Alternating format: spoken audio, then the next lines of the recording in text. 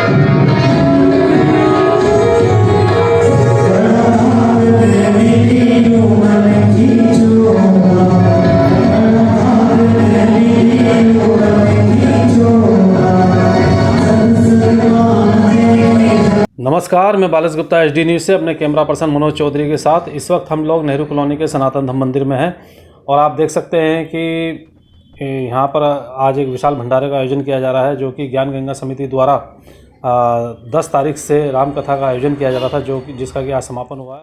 राम कथा होनी चाहिए और हम धन्यवाद देना चाहते हैं आदरणीय आचार्य सुनील बोगुणा साहब को। इन्होंने बहुत बेहतरीन तरीके से, जितना सुंदर तरीके से राम कथा का श्रवण हमको करवाया, जो इन्होंने कथा की है, तो हम सब धन्य हुए और निश्चित तौर पर ये इनका हम स्वागत भी करते हैं। और ये प्रभु राम से हम कहेंगे कि इनकी वाणी में और तेज आए और सुंदर हम सबको ये भगवान राम के हम कहीं ना कहीं एक सिस्टम में कहीं आ जाएं कि हम मानवता के प्रेमी बन जाएं, हम सारी दुनिया को बेहतर तरीके से प्यार करने वाले, जिस तरह सबरी को भगवान राम, कहाँ भगवान राम और कहाँ सबरी, लेकिन वो सबको प्यार करते थे। केवट से लेकर के तमाम लोगों को उन्होंने जो प्यार दिया है, तो आज के जिस संसार को, ये भौतिकवादी संसार को, आज राम को समझना चाहिए, राम से शिक्षा लेना चाहिए। और श्री राम सबके आराध्य हैं, मैं उनको प्रणाम करता हूँ। जैसा कि आप देख रहे हैं कि त्योहारी सीज़न है, दिवाली भी आने को है, ऐसे में हर कोई अपने अपने कार्य में बिजी है, लेकिन फिर भी आपने जो राम कथा कराने का निश्चय किया, तो ये विचार कैसे है? मैंने कहा नहीं कि ये विचार शांति रावत जी का, रिपु दमन जी का, मुकेश रेग्मी जी का, अब गुप्ता, विजय गुप्ता जी का, और ये तमाम लोगों का था। इन्होंने आचार्य जी से बातचीत की और कहा कि भाई सत्य पर सत्य की विजय का एक समय होता है, और जो भगवान श्री राम ने इस समाज को दिया है कि कैसे असत्य पर सत्य की विजय होती है, तो ये राम कथा का जो पूरे नेहरू कॉलोनी ने श्रवण किया है, कहीं ना कहीं वो अपने अंदर आचरण में परिवर्तन करेंगे। श्री राम के अनुयायी, माता सीता के अनुयायी के रूप में एक न एक उनके सिद्धांतों को अपने अंदर पाएंगे और कल्याण होगा। चूँकि आप आयोजक मंडल के संरक्षक हैं और जो आयोजन था सफल रहा है, तो आगे भविष्य में भी इस तरह के आयोजन होते रहे? नहीं, देखिए, मैं भी इस संस्था में संरक्षक सब थे, मैं एक उसका एक साधारण कार्यकर्ता, एक सिपाही के रूप में था। इनके साथ योगदान करने के लिए हमने भी कहा कि हम श्री राम जी के चरणों में अपना वक्त थोड़ा दे सकें, तो अपने को धन्य मानने के लिए इनके साथ सम्मिलित होने का काम किया। यहाँ सारे के सारे संरक्षक थे, सारे के सारे कार्यकर्ता थे। इससे में भी इस तरह के कार्यक्रम निश्चित तौर पर जो आज राजनीतिक तौर पर ब्रांडिंग की जा रही है भगवान श्री राम की, हम उस भावना को समाप्त करना चाहते हैं कि भगवान श्री राम सबके हैं। तो लीजिए, इसी कड़ी में हमारे साथ जो कथावाचक हैं बोगुणा जी, वो भी जुड़ गए हैं, उनसे भी जानेंगे। जो कथावाचक हैं, बहुत अच्छी कथा करी है और लोगों ने कथा का आनंद भी लिया। तो बोगुणा जी, जो राम कथा आपने करी है, तो आप बड़ा डूब के करते, ये प्रेरणा कैसे मिलती है? ये प्रेरणा तो वह समस्त भक्तजनों के मेरे राम जी ने दी है।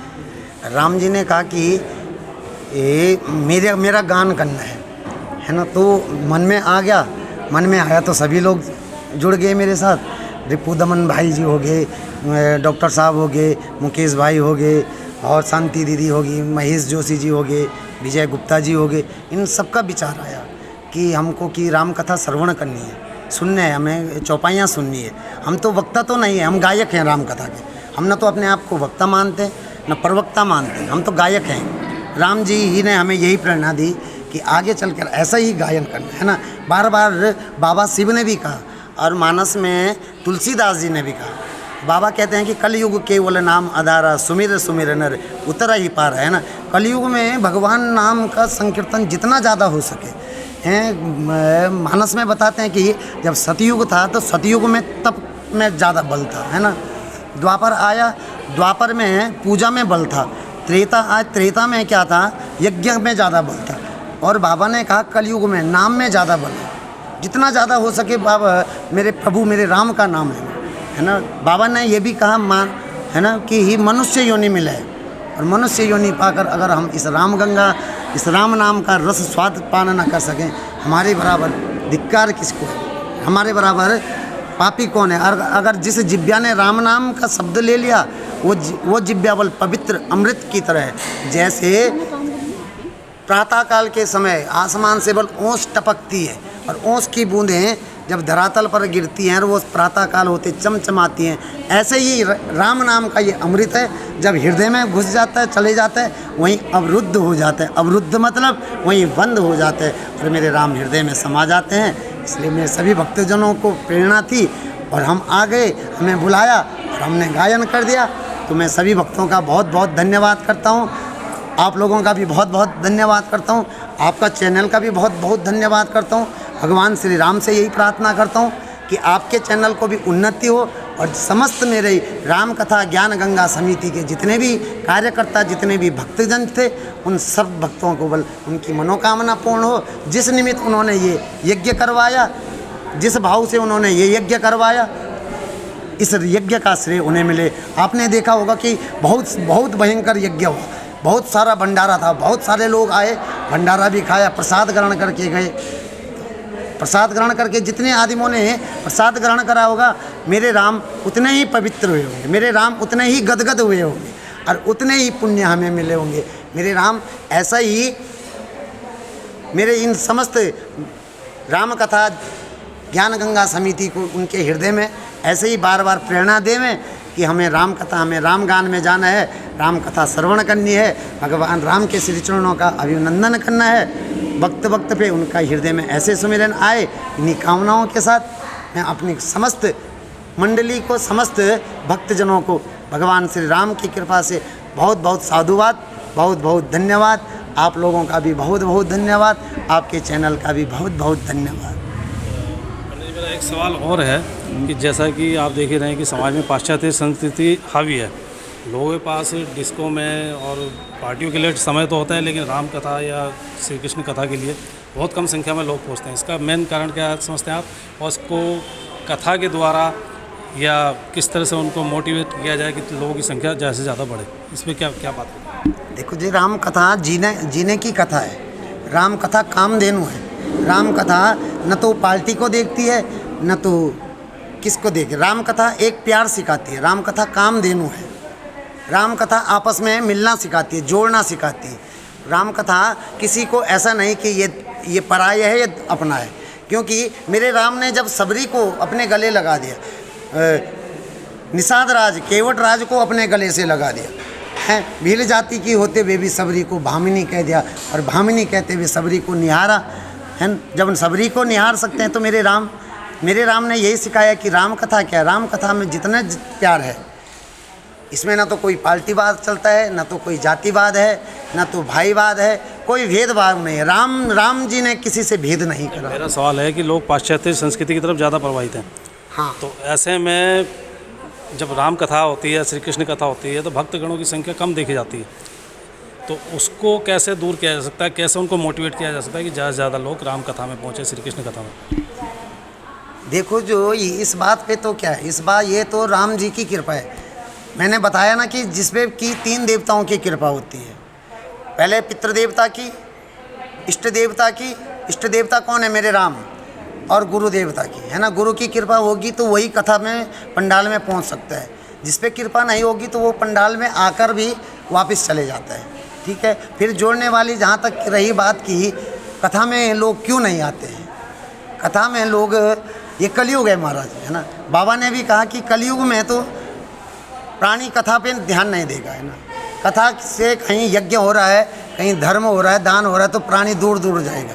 तो इसलिए बाबा ने कलयुग में यही विचार करा कि जितना भी सुमर जाए, जो नाम नहीं भी ले रहे, हमने चौपाई गाई, जो नहीं आया, जितने घर तक हमारी आवाज़ गई होगी उतने घर पवित्र हुए होंगे। अगर उस घर के नहीं आए होंगे, जब अगली कथा होगी राम कथा, वो भी जुड़ जाएंगे, क्योंकि राम कथा ही जीने की कथा है, राम कथा प्रेम कथा है।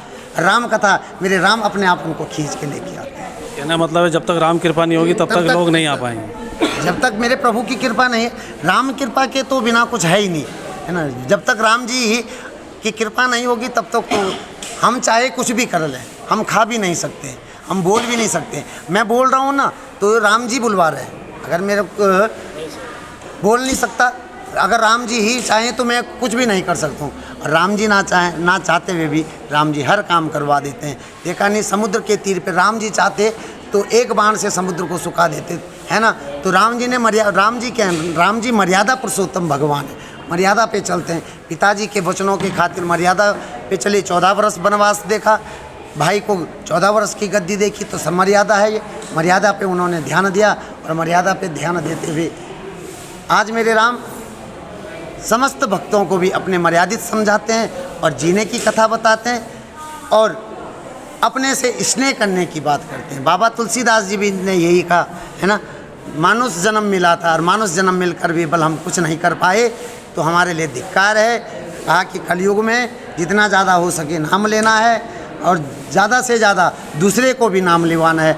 मेरे राम प्रसन्न हो जाते हैं, और जब मेरे राम प्रसन्न हो जाते हैं तब वो समस्त भक्तों के उद्धार के वास्ते, देखो मेरे राम ने ब्राह्मणों के वास्ते, ऋषियों के वास्ते कलयुग में इस धरातल पे अवतार लिया, है ना। राम बन के आए। अब जब ज़्यादा कलयुग आ रहा है, अब जब कलयुग का अंतिम चरण आएगा तो मेरे राम कलिक रूप में अवतार धारण करेंगे। और कलिक रूप में जब अवतार धारण करेंगे तो जब इस कलयुग में हाहाकार मच जाएगा। कहते हैं कि आदिम की उम्र बल मनुष्य की उम्र 10 वर्ष हो जाएगी, है ना। 10 वर्ष में शादी भी होगी, खाएगा भी, पिएगा भी, और राम नाम को भी प्राप्त हो जाएगा, हैं। और उस 10 वर्ष में उसने क्या करा?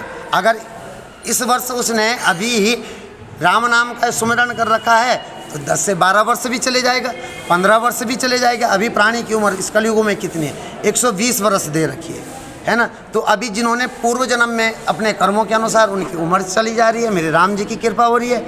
अब जिसने मेरे प्रभु का नाम नहीं लिया तो प्रभु कहते हैं वो जिब्या बल क्या, चमगादड़ की जिब्या के समान हो जाती है, क्योंकि वो चमगादड़ उसी मुँह से खाता है और उसी मुँह से शौच भी करता है। बाबा कहते हैं कि हमारी जो ये जिब्या है राम नाम लेने से पवित्र हो जाती है।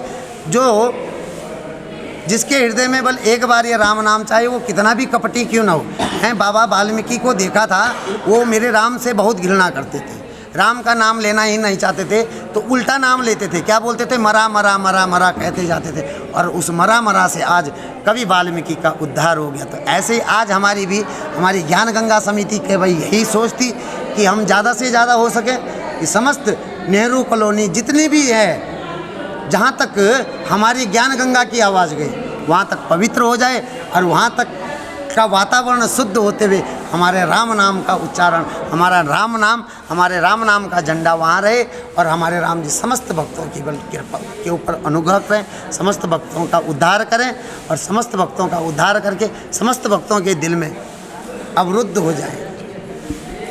जैसा कि आपने देखा है कि कई चैनलों पे भी देखा जाता है कि जितने भी भक्ति के चैनल हैं, प्रोग्राम होते हैं, तो उसमें महिलाओं की संख्या सबसे ज़्यादा रहती है।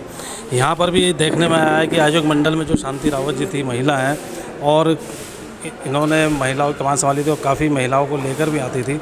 तो उनसे भी हम सवाल करेंगे। मैडम, जो 10 तारीख से आज तक जो रामकथा का आयोजन चला उसमें महिलाओं की भागीदारी भी रही है, इसी से भी क्या किया? देखिए, मैं यही पहले तो अपने आचार्य सुनील बहुगुणा जी का उनका बहुत बहुत धन्यवाद और बहुत बहुत आभार प्रकट करती हूँ कि उन्होंने नेहरू कॉलोनी सनातन धर्म मंदिर में ज्ञान गंगा जन समिति को अपना वो दिया कि मैं वहाँ पे राम गंगा की कथा मैं वहाँ पे करूँगा, श्री राम कथा की यहाँ पे करूँगा। तो इसका मैं उनका बहुत बहुत धन्यवाद करती हूँ, पूरी समिति की तरफ से उनका आभार करती हूँ। और हमारे यहाँ पर ज्ञान गंगा समिति के हमारे वरिष्ठ आर.पी. रतूड़ी जी बैठे हैं, तो इनका भी बहुत बहुत धन्यवाद कि इन्होंने हमें प्रेरणा दी और इन्होंने हमें कहा कि मैं तुम्हारे साथ में हूँ। और हम सब भाइयों ने मिल करके और यहाँ पे जो ये आयोजन किया, इसमें सभी ने बढ़ चढ़कर हिस्सा लिया। 10 तारीख को हमने यहाँ पे कलश यात्रा निकाली, भव्य कलश यात्रा थी। और उसके बाद हमारे यहाँ पे श्री राम कथा चलती रही। और आज 18 तारीख को हमारा यहाँ पे हवन वगैरह होकर के भंडारा प्रसाद सभी ने ग्रहण किया। सभी यहाँ पे बढ़ चढ़ के सब ने हिस्सा लिया। और आप अभी पूछ रहे थे ये राम जी की कृपा, वो हमारे आचार्य जी ने शुरू दिन बोला था कि श्रद्धा और विश्वास, ये श्रद्धा और विश्वास की कड़ी है। जिसने उस पर विश्वास किया, जिस पे उस पर श्रद्धा की, तो वो न जाने कहाँ से पहुँचा। नेहरू कॉलोनी नहीं, मौखमपुर से यहाँ पहुँचे, राजीव नगर से यहाँ पहुँचे, अजयपुर से यहाँ पहुँचे और सभी ने यहाँ पे अपना समय भी दिया और उस ज्ञान गंगा में डुबकी लगाई। तो मैं उनका भी आभार करती हूँ। और समस्त हमारी समिति जो है यहाँ पे हमारे विजय गुप्ता जी हो गए, हमारे राम सिंह बिष्ट जी हो गए, हमारे रिपु धवन भाई हो गए, हमारे मुकेश रेगनी भाई हो गए, मेरे पतिदेव सुरेंद्र रावत जी, उन्होंने पूरा यहाँ पे सहयोग हमें दिया। मैं उनका भी धन्यवाद करती हूँ क्योंकि मुझे भी उन्होंने आदेश दिया कि नहीं, इसमें तन मन धन से इस ज्ञान गंगा में आप चलो और मैं तुम्हारे साथ हूँ। तो उनका भी मैं धन्यवाद करती हूँ कि उन्होंने हमारी समिति को इतना अपना समय भी दिया और सहयोग भी दिया। तो यही मैं कहना चाहती हूँ कि इसी तरह के आयोजन हमें भगवान राम हमें कृपा करे कि हम इस देवभूमि में यहीं पर नहीं, जगह जगह कहीं भी हम इस ज्ञान गंगा को बहाते रहें और हमारे आचार्य जी हमें आशीर्वाद देते रहें कि हम यूँ ही आगे बढ़ते रहें और अपने छोटे छोटे ऐसे आयोजन करते रहें। धन्यवाद। नेहरू कॉलोनी में पहला आयोजन जी, यहाँ पे नेहरू कॉलोनी में हमारा ये पहला आयोजन था। छोटे वैसे कार्यक्रम तो होते रहते हैं, कभी छोटा भंडारा कर दिया, प्रसाद वितरण कर दिया, लेकिन ये राम कथा का जो था एक हमारे लिए एक बहुत बड़ा एक यज्ञ था जिसमें कि हमने बढ़ चढ़ के सभी ने यहाँ पे हिस्सा लिया और बहुत अच्छे से भव्य आयोजन ये हुआ। तो इसमें भगवान राम जी का हमें आशीर्वाद मिला है और हमारे आचार्य जी का आशीर्वाद है, तो बहुत अच्छा रहा। धन्यवाद। तो ये भी आपने ज्ञान गंगा आयोजक मंडल को सुना, उनके विचारों को सुना और जितने भी संरक्षक थे उनको भी सुना। और उनका कहना है कि इस तरह की राम गंगा जो नेहरू कॉलोनी से अभी बहती शुरू हुई, आगे भी इस तरह के प्रोग्राम होते रहेंगे। HD न्यूज़ भी पूरी ज्ञान गंगा समिति को, आचार्य जी को और जितने भी आयोजक मंडल थे सबको इस शुभ कार्य के लिए बधाई देता है और भगवान राम से ही प्रार्थना करते हैं इस तरह के आयोजन होते रहें। धन्यवाद।